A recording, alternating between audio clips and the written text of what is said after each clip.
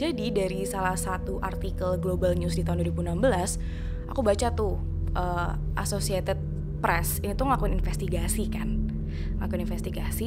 dan ketahuan dari camp-camp yang ada itu tuh yang paling besar adalah Camp Brothers Home. Dan situ mereka yang diculik, mereka yang diambil itu justru disiksa. Kalau merujuk pada Squid Game ya, kayaknya bukan tragedi yang satu ini deh yang dijadiin inspirasi. Hwang Dong-hyuk itu pernah menjelaskan di tahun berapa ya, aku lupa wawancaranya. Cuman itu tuh justru based on pemogokan kerja dari Sangyong Motor Company pada tahun 2009.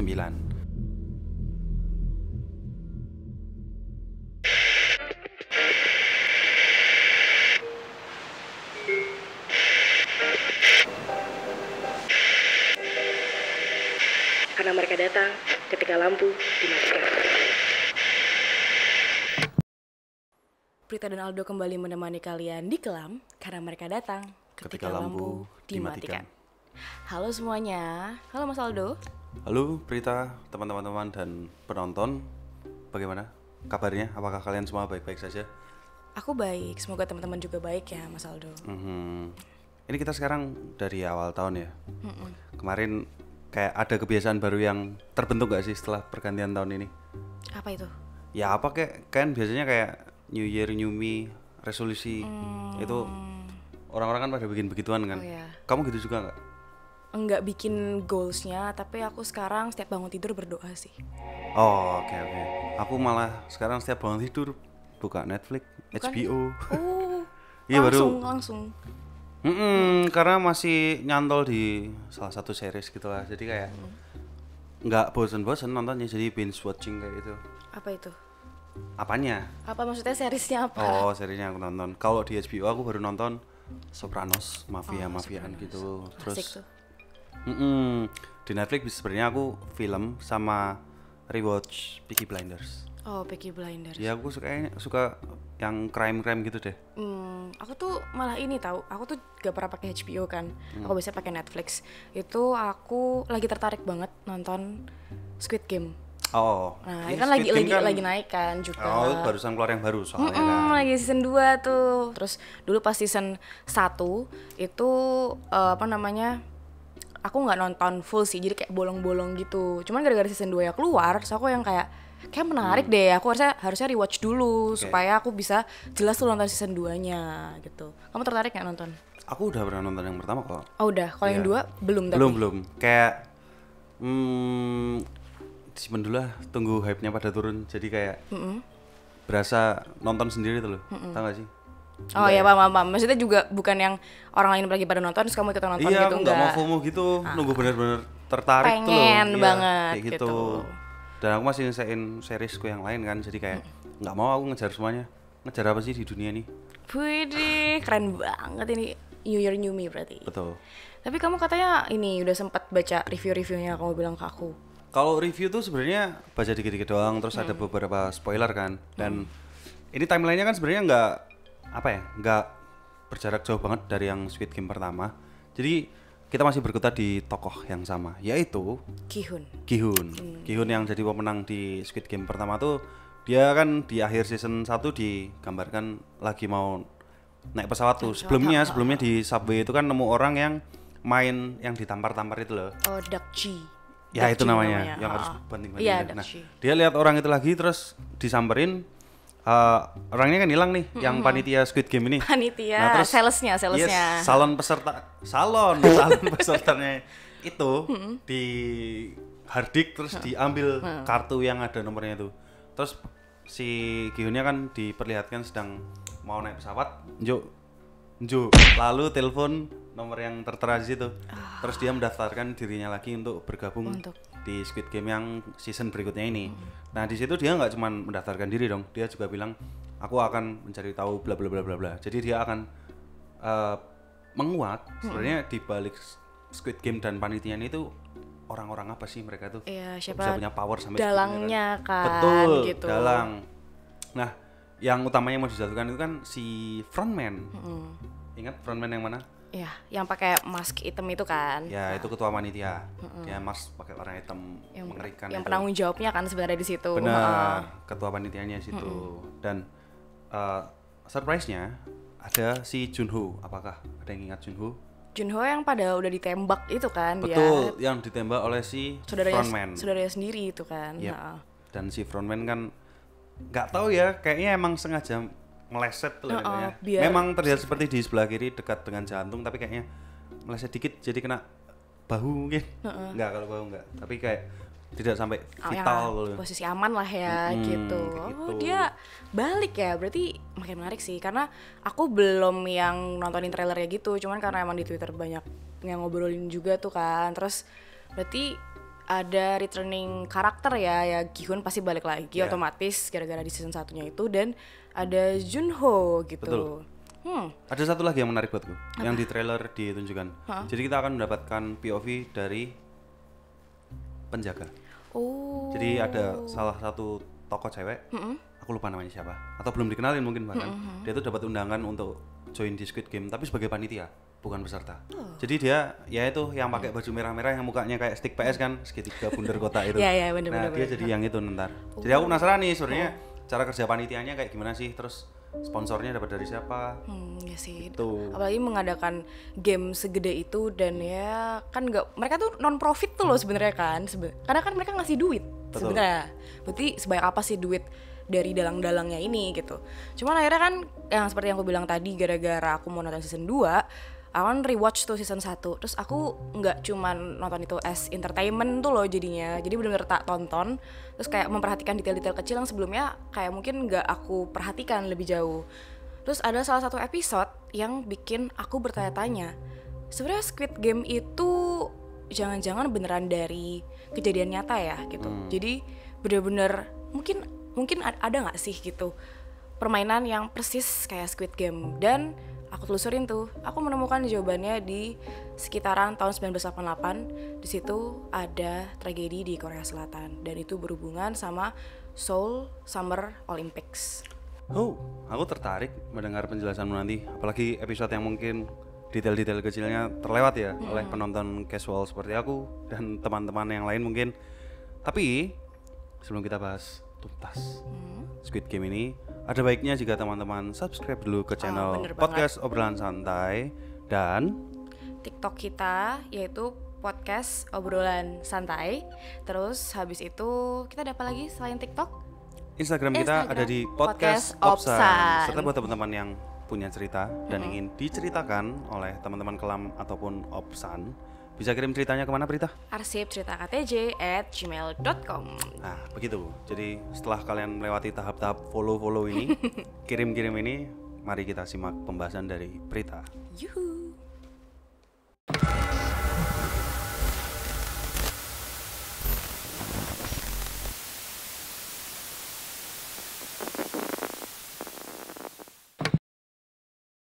Jadi, di salah satu episode di season 1, tepatnya di episode kelima yang judulnya A Fair World, itu tuh diceritakan si detektif Junho itu akhirnya berhasil masuk ke office-nya frontman tuh. Akhirnya kan setelah dia menyelinap kemana-mana gitu, akhirnya dia masuk ke office-nya. Terus dia masuk ke sebuah ruangan, dan itu ternyata adalah ruang penyimpanan data-data yang berkaitan sama permainan Squid Game itu sendiri. Nah, terus di situ aku mulai mendapatkan hawa-hawa kayak, ini kayak tipikal administratif storage room tuh loh, yang kayak di film-film, miniseries lain yang horor, biasanya banyak hantu ditaruh di basement gitu lah. Dan di situ banyak banget, tau gak sih folder-folder buat naruh data-data kan tuh, file-file. Biasanya kan kalau secara administratif file-file tuh akan dikelompokkan berdasarkan kategori tertentu. Dan di situ dikategorikan berdasarkan tahun. Kan jadi scene-nya itu tuh kayak Junho-nya lagi cek-cek, terus kelihatan tuh folder-foldernya kan ada tahun-tahunnya kan. Terus aku kepo, ini kira-kira sebenarnya Squid Game tuh udah berlangsung sejak kapan sih? Dan emang kelihatan pas dia lagi baca. Jadi ada salah satu file yang dia baca. Itu tuh adalah list pemenang Squid Game dari sebelum-sebelumnya. Dan tebak coba, itu pemenang pertama, itu Squid Game-nya di tahun berapa itu, Mas? Kamu inget gak? Kan kamu udah nonton tuh. apa sih belakangnya 888? Iya, 1988. Oh 19 ya? 1988. Bukan 18 ya? Bukan, 1988. Sejak saat itu tuh Squid Game berlangsung. Udah lama banget dong dengan timeline yang ada di apa filmnya, di seriesnya kan. Terus aku dari situ jadi mikir, sebenarnya kalau ditarik ke dunia nyata ya gitu. Ya oke lah, ini kan memang seriesnya genre-genre distopian gitu kan, distopia kan. Lah, mungkin nggak sih sebenarnya di 1988 itu ada tragedi yang benar-benar terjadi di Korea Selatan. Kan aku kepo tuh, aku telusurin lah. Dan aku nemu. Jadi di tahun itu diadakan sebuah acara yang besar banget di Korea Selatan, yaitu Summer Olympics yang diadakan di Seoul. Nah, terus pastinya kalau acara segede itu ya, pemerintah pasti kan pengen, wah pasti jor-joran banget dong mas, jor-joran banget. Apalagi ini tamu internasional. Otomatis mereka pasti akan berusaha untuk merapihkan atau membuat kotanya terlihat lebih indah daripada biasanya. Dan upaya itu memang sudah mereka lakukan di tahun-tahun sebelumnya. Tapi ini bukan cuman merapihkan seperti biasa ya. Justru ini jatuhnya kayak mereka mensterilkan kotanya. Dari apa? Dari homeless person. Jadi yang terjadi adalah orang-orang yang tinggal di jalanan itu pada diculikin. Jadi dibawa ke sebuah camp untuk nampung mereka semua. Ketika mereka dipindahkan ke camp-camp itu ya, itu tuh sementara aja atau mereka kayak apa ya, kayak direlokasi selamanya gitu sih? Nah, jadi dari salah satu artikel Global News di tahun 2016, aku baca tuh Associated Press ini tuh ngelakuin investigasi kan. Ngelakuin investigasi dan ketahuan dari camp-camp yang ada itu tuh yang paling besar adalah Camp Brothers Home. Dan situ mereka yang diculik, mereka yang diambil itu justru disiksa. Dan itu bukan cuma selama 1 tahun. Padahal tuh awalnya itu cuma 1 tahun aja seharusnya. 1 tahun terus dikasih pelatihan, terus mereka akan dilepas lagi di lingkungan sosial, Mas. Cuman enggak, mereka situ disiksa dan malah jadi budak.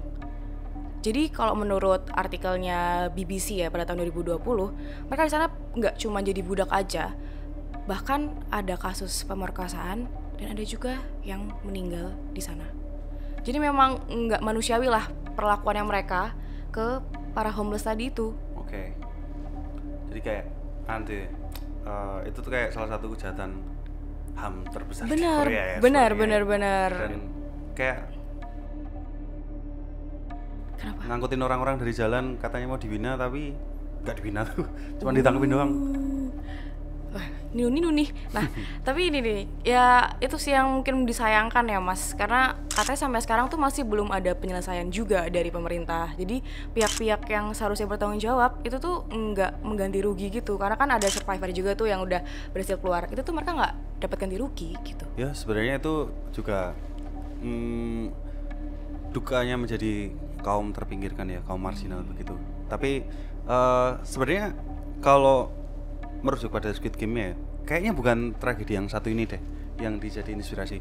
Mungkin eventnya itu menginspirasi pembuatan tapi nggak purely dari kejadian ini aja. Bisa jadi. Gitu kan. Tapi misalkan diperdebatkan ya, itu kan sebenarnya bisa dibilang tidak melibatkan konsen sepenuhnya dari peserta ya Squid Game itu, karena kan mereka taunya cuma diajak main game yang game anak-anak mungkin bahkan kan. Tapi nggak menyadari kalau itu akan membuat mereka meregang nyawa.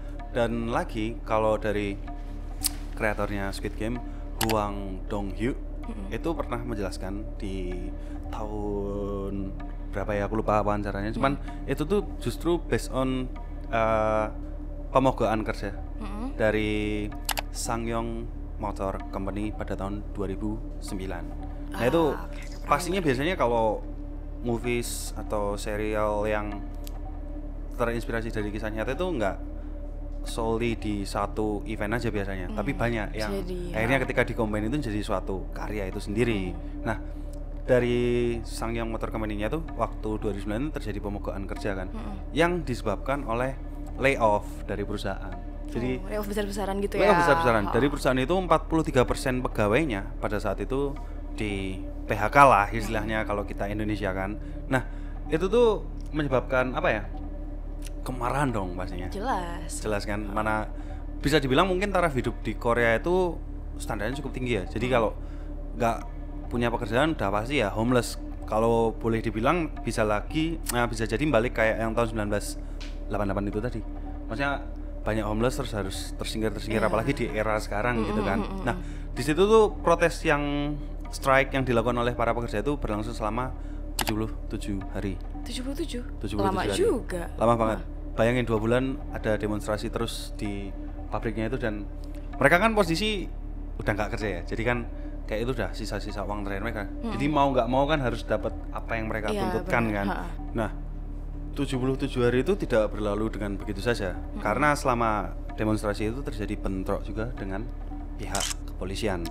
Nah, langkah yang diambil oleh pihak kepolisian ini bukan yang standar-standar saja. Mereka sampai menurunkan helikopter yang menjatuhkan gas air mata. Gas air mata familiar kan di Indonesia juga kan. Setiap demonstrasi dan lain-lain solusinya apa sih? Cuman gas air mata katanya. Jadi ya katanya nggak berbahaya gitu kan. Cuman kan ketika gas air mata dijatuhkan, otomatis kan massa pasti kan panik ya. Iya. Mereka akan ya gimana caranya ricuh lah gitu. Ya pasti ricuh. Nah, itu menyebabkan terjadi ya pengerusakan yang kalau dibilang dalam kejadian kayak ini sebenarnya kolateral. Tidak sengaja dirusakkan tapi collateral damage ya. Ya, akhirnya terjadi kerusakan ya karena keadaannya memang sericu gitu kan. Nah, itu para pekerja yang ikut demonstrasi dan ya terlibat kericuhan itu akhirnya juga dituntut sama perusahaannya. Yang awalnya mereka minta uang nih ganti rugi. Akhirnya mereka dimintain juga buat ganti rugi kerusakan properti yang ada di perusahaan itu. Sumpah bayangin kamu udah sebenarnya kamu cuma minta hakmu doang kan, Betul. simpel itu aja, tapi Nah, kamu malah ini gitu. Udahlah PHK malah jadi punya utang yang gede banget. Nah, akhirnya kan nggak sedikit dari mereka yang demonstrasi itu bunuh. Oke, jadi karena otomatis kan mereka harus bayar kan ke company-nya, dan udah tadi PHK. Ya mereka cuma punya apa sih, mungkin rumahnya atau mungkin mobilnya, kendaraan pribadi itu dijual-jualin. Terus mereka akhirnya ya seperti kamu bilang ya. Mereka akhirnya sedih. ya karena lagi-lagi di metropolitan ya sebenarnya, megapolitan bahkan kan Seoul tuh. Jadi kayak kalau kamu yang udah kehilangan mata pencarianmu, pekerjaanmu ya kayaknya akan clueless dan udah pasti desperate dong, nggak punya solusi lagi. Serius deh, aku gak nyangka sih sampai masif itu ya akhirnya dampaknya kan. Cuman memang aku pernah baca ya bahwa rata-rata kasus di sana, jumlah kasus di sana untuk kasus-kasus yang serupa, kasus mengakhiri hidup itu tuh memang tinggi di Korea Selatan. Setinggi itu. Jadi aku sempat baca waktu itu dari OECD. OECD ini tuh bilang kalau dari sekian banyak negara-negara yang tergabung dalam mereka, itu tuh Korea Selatan menempati posisi paling tinggi. Dan memang itu udah jadi budayanya deh kayaknya di sana. Jadi budaya? Ya, bukan budaya juga sih kalau aku bilang, tapi lebih ke akhirnya menjadi isu yang selalu hangat mungkin? Selalu hangat, dan ya itu akhirnya terus-terusan terjadi. Balik lagi tuh karena ada banyak faktor sih mas. Jadi memang karena masalah ekonominya, jadi kayak buat yang miskin gitu, yang ngalamin financial hardship, itu tuh akhirnya karena nggak ada pilihan lain, mereka akan milih buat mengakhiri hidupnya. Terus kadang juga yang sudah sepuh, yang sudah sepuh itu akan memilih untuk itu daripada harus ngerepotin anak-anaknya. Sampai kayak gitu memang kasus-kasusnya. Dan biasanya juga karena kasus bullying, terus sama karena emang budaya mereka yang sangat menekan sih ya. Jadi emang yang tipenya harapannya terhadap anak dan cucunya tuh tinggi juga gitu. Harus bisa achieve ini, harus bisa achieve ini, kayak gitu, separah itu kan. Terus itu tergambarkan di series sih. Jadi kalau kita perhatiin ya di kehidupannya Sang-woo di season 1, itu kan kelihatan banget nih mamanya sangat membanggakan dia karena dia kuliah di universitas yang ternama, terus lulus kerja di luar negeri dengan posisi yang udah mapan gitu. Jadi udah high level lah posisinya dia, harusnya kan udah secure kan keuangannya, tapi akhirnya dia collapse gara-gara duit kliennya tuh ditilep gitu. Terus ya udah akhirnya dia utang banyak sampai bahkan rumah mamanya itu jadi jaminan, dan ya udah akhirnya dia berutang parah dan dia udah nggak tahu harus apa. Sampai akhirnya dia memang kan waktu itu sempat mencoba mengakhiri hidup tuh. Mencoba mengakhiri hidup. Ya di awal season ya. Iya, terus di episode yang kedua itu. Episode yang kedua itu kan menceritakan point of view masing-masing pemain ya gitu kan, kayak background mereka seperti apa. Sampai akhirnya pas dia lagi prosesnya itu ada yang mencet bell, terus akhirnya ke distract, dia ngecek pas dia lagi di depan pintu itu ada yang nge-slide kartu nama. Kartu nama Squid Games lagi tuh. Berarti kan itu adalah ajakan untuk main lagi. Setelah kan akhirnya mereka udah dipulangin tuh di episode pertama kan. Dan akhirnya Sang Woo milih untuk main lagi. Kayak gitu. Jadi emang mungkin menjadi masalah juga sih Korea Selatan terkait ya tingginya kasus seperti ini gitu. Oke. Kalau berkaca pada seriesnya, mungkin sebenarnya Sang Woo itu bisa dibilang beruntung. Karena di permasalahan dia yang begitu pelik itu kan dia sebenarnya dapat solusi dari Squid Game ini. Yang mana sebenarnya dia juga akhirnya kan tergiur ya ketika ceritakan kayak tahu per kepala itu dapat nominal 100 juta won. Jadi sebenarnya kan total hadiahnya kan sampai berapa puluh miliar won kan itu. Makanya dia setelah dipulangkan pun dapat undangan dia berangkat lagi. Gitu kan. Nah, sebenarnya kalau dibilang masalah serupa itu nggak cuma di Korea. Jepang, Cina pun juga punya masalah yang sama. Bahkan kalau dari budaya barat nih, mereka tuh sampai bikin meme atau guyonan tentang Asian parents. Oh, karena ya seberapa besar tekanan seorang Asian parents itu loh. Inhuman pressure yang mereka berikan ke anak-anaknya tuh memang sebegitu pengaruhnya kan. Jadi kayak sampai ada meme, kamu dapat apa nilainya? Amin. A+. Wah, kamu umur 15 belum jadi dokter gimana sih? Itu jadi kayak sebuah guyonan karena memang digambarkan seperti itu pressure-nya. Pun bullying ya khususnya. Itu tuh juga jadi salah satu faktor yang sangat dominan di kasus-kasus suicide di negara-negara itu sebetulnya. Ya walaupun yang usia tua pun yang lansia juga ada peran situ ya, cuman bullying itu jadi hal yang disorot karena kan mereka sebenarnya di dalam kehidupan itu sepertinya melihat kayak kesuksesan itu kan sangat diukur ya sama mereka. Jadi kan kayak melihat perbandingan yang ya ini nggak setara deh, ini goal oriented banget tuh loh mereka. Betul. Ya itu yang bisa disebut membuat mereka negara maju juga ya. Cuman kan pada taraf tertentu kan itu akhirnya kayak agak nggak sehat. Nah ini salah satu residu dari cara pemikiran yang seperti itu ya kayak gini sebenarnya. Nah kan ada tragedi Itaewon sama ferry apa ya itu ya? Sewol. Aku nggak bisa bacanya lagi. Iya, Sewol. Itu kan suatu tragedi yang sebenarnya ada banyak penyintasnya juga ya. Ada yang berhasil selamat loh. Itu mereka yang selamat ini dicerca oleh K-nets alias Korean netizen yang memang terkenal galak ya. Itu pun nggak cuman ke orang Koreanya sendiri. Ya kan mereka kan punya sebuah pop culture-nya sendiri yaitu K-pop itu sendiri. Itu tuh kalau mereka bersinggungan dengan fans-fans dari luar Korea pun itu mereka kayak emang senggol bacok banget.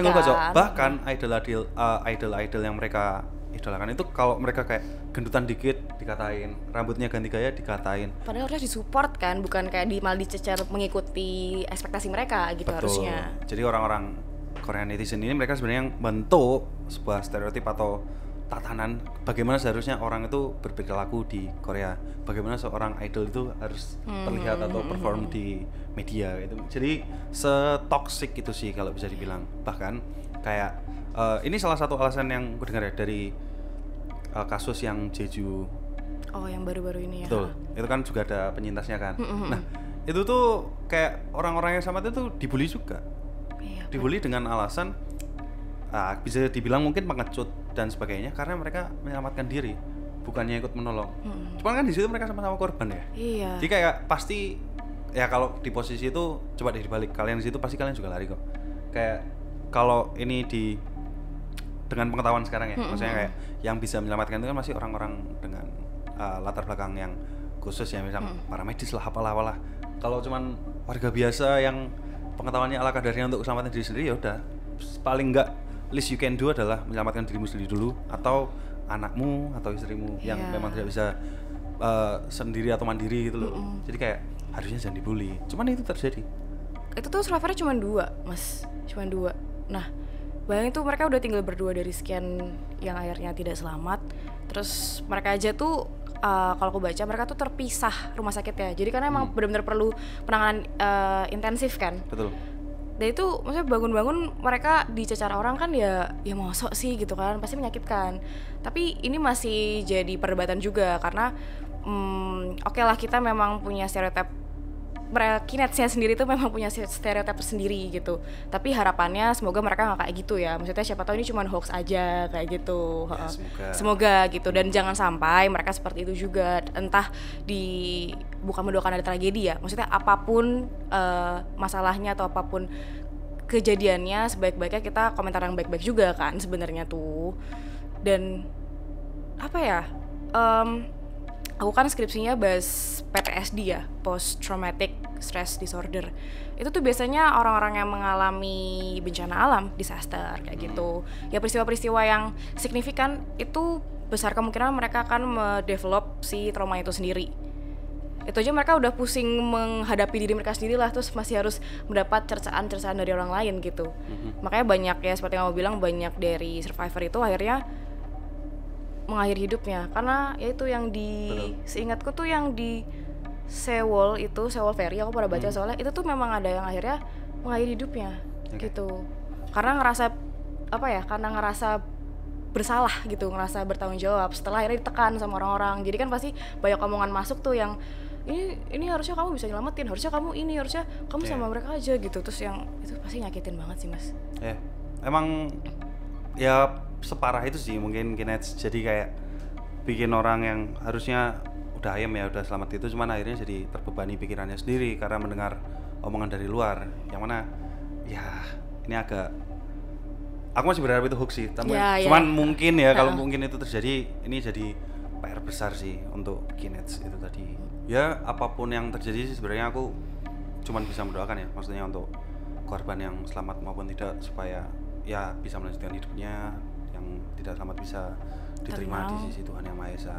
Cuman kalau bicara lagi ya tentang Squid Games-nya ini nih, ini tuh bisa dibilang kayak sebuah sindiran mungkin terhadap tatanan masyarakat Korea yang sekarang. Karena kan kalau dibilang Korea itu syarat dengan budaya, ya karena elemen budaya itu salah satunya ya permainan masa kecil itu.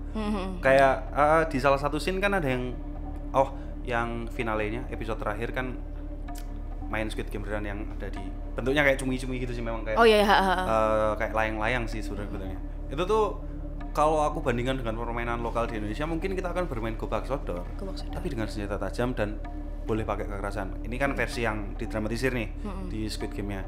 Cuman selain itu kan banyak ya, kita kalau disebut sih pesan-pesan subliminal ya. Jadi kayak secara bawah sadar kita tuh nggak ngeh kalau itu ternyata bagian dari budaya. Kayak misal tentang gimana mereka bekerjanya itu kan, maksudnya kayak seprestis apa sih sebenarnya universitasnya si Sanggu itu tadi. Iya, benar-benar. Berarti kan yang diharapkan di universitas seprestis kampusnya Sanggu itu kan akhirnya ada banyak beban tuh yang ada di pundaknya Sanggu, kayak dengan kredibilitas kayak gini tuh kamu harusnya bisa segini. Yang terjadi malah dia kan terlilit hutang dan lain-lain kan.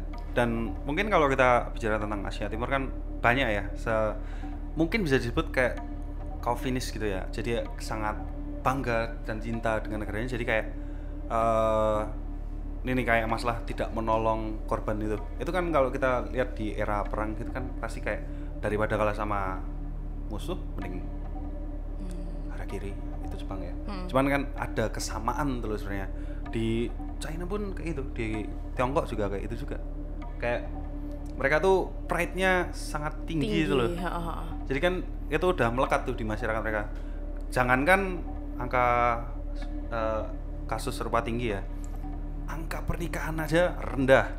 Itu kenapa kalau di Jepang tuh mereka sangat berusaha dorong pernikahan, dorong angka kelahiran juga kan. Jadi tapi mereka tuh pada nggak mau nikah. Itu kan juga elemen dari culture-nya mereka sekarang kan. Mungkin di momen lain kita bisa bahas tentang Aokigahara dan problem yang terjadi di Jepang ya. Cuman ya Squid Game ini sebenarnya banyak sih tergambar tentang keadaan di Korea sekarang itu seperti apa. Iya sih benar. Ya buat kita sendiri mungkin ya jangan contoh Kinets teman-teman. Apalagi kan kita netizennya juga terkenal cukup menyakitkan. Bukan cukup yang menyakitkan kalau ngomong gitu, suka nggak dipikir gitu. Tapi aku bangga lagi. Kenapa? Maksudnya netizen Indo itu kan dicap sebagai ras terkuat netizen kan. Iya, kalau ada apa-apa langsung bener-bener guduk gitu. Apalagi gara-gara bola tuh. Oh, yang baru-baru Kalau ini. Indo kan pasti supporter bola. Timnas itu kan. Kalau nyerang wasit terus ARMY. Mengerikan. Satu lagi JKT48. Ini juga sama-sama ras terkuat netizen Indonesia tuh. Ya, ada mungkin ketika dibutuhkan bisa jadi sekumpulan tim yang baik ya, tapi mungkin kadang digunakan untuk hal-hal yang tidak baik juga. Jadi buat teman-teman kita ya sebagai orang yang sudah besar ya, bisalah kita memilah-milah mana yang baik dan buruk ya. Hal-hal baik dipelajari lain dari Korea Selatan, budaya-budayanya. Aku senang bagaimana produsernya yang punya ide, kreatornya itu menampilkan, menyisipkan budaya-budayanya itu sendiri, kayak yang pas red light, green light itu ada bunganya mereka, bunga nasionalnya mereka itu disebutin, dinyanyiin kan. Aku nggak tahu cara nyanyinya tapi gitu. Terus ya banyak banget ya syarat budaya seperti yang kamu bilang itu tadi. Jadi ya mari kita ambil yang baik-baik saja ya teman-teman. Gitu.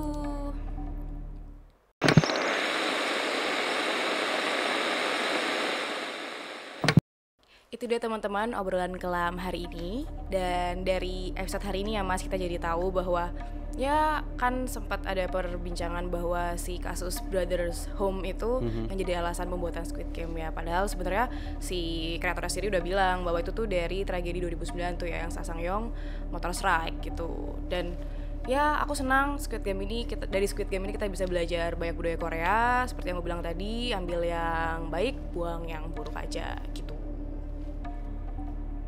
Udah, kita mau nonton aja ya abis ini season 2-nya kayaknya. Perlu kita kejar. Boleh abis ini ya. Yang penasaran nonton juga kayaknya langsung cus nonton deh. Terus nanti kalau misalkan kalian udah nonton, komen di bawah ya. Menurut kalian gimana season 2-nya? Atau siapa tahu kalian punya kayak nemu easter egg gitu, cerita sama kita boleh banget gitu. Oke? Kalau gitu udah dulu aja kali ya Mas. Sampai jumpa di episode selanjutnya. Karena mereka datang ketika lampu dimatikan.